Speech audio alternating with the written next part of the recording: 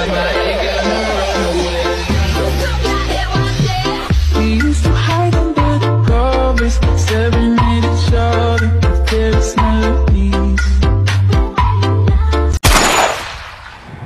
10, 9, 8, 7, 6, 5, 4, 3, 2, 1. Panggilan satu kan ditutup lama buka dole mas besti.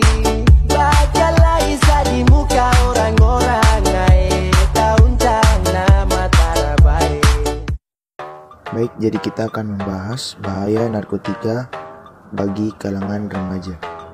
Sebelumnya, apa itu narkotika? Narkotika adalah zat atau obat baik yang bersifat alamiah, sintetis, maupun semi-sintetis yang akan menimbulkan penurunan kesadaran, halusinasi, serta daya rangsang.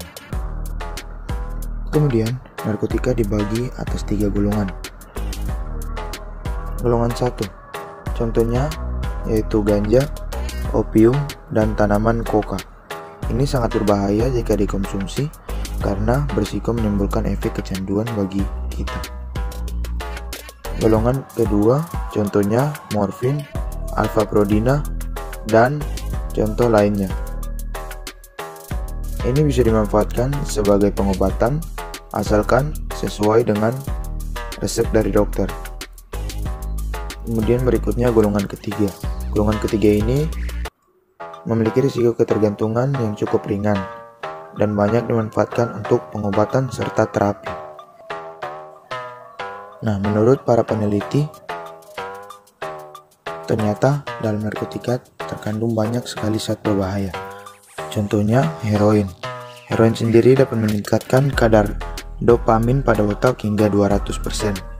Dan dopamin itu sendiri sebenarnya adalah hormon yang membuat kita menjadi percaya diri, namun berbahaya apabila semakin banyak kadar dopaminnya. Yang kedua ada kokain. Kokain ini menaikkan kadar dopamin 3 kali lipat dari tingkat normalnya, dan menurut data diperkirakan sekitar 14-20 juta orang di seluruh dunia menggunakan kokain. Ketiga, nikotin.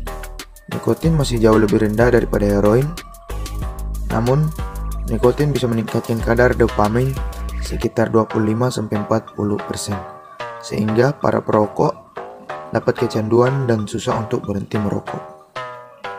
Kemudian, narkotika sendiri sangat berpengaruh bagi tubuh kita. Contohnya, kita bisa terpapar HIV atau AIDS.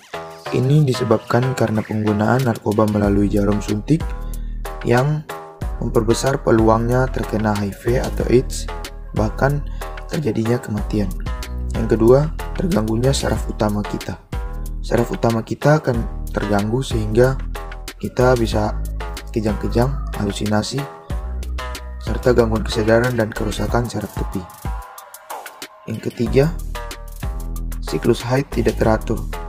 Jika penggunanya adalah wanita, maka akan berdampak pada siklus haid yang kurang teratur. Yang keempat, merusak jantung. Obat-obatan terlarang juga dapat merusak jantung kita yang mengakibatkan infeksi akut otot jantung dan gangguan peredaran darah. Yang kelima, menyerang kesehatan secara keseluruhan. Contohnya seperti dehidrasi akut, halusinasi, dan gangguan kualitas hidup dan terganggunya aktivitas sosial kita. Nah, apabila seseorang telah kecanduan narkoba dan susah untuk berhenti, mereka dapat menanggulanginya dengan cara melaporkannya ke pihak BNN, dan pihak BNN akan melakukan rehabilitas pada pengguna, dan para pengguna itu akan sepenuhnya dipulihkan baik dari segi fisik maupun mental, serta keluar dengan harapan setelah dari balai besar rehabilitas, mantan pecandu bisa hidup dengan normal seperti sedia kala dan tidak menggunakan kembali obat-obatan terlarang.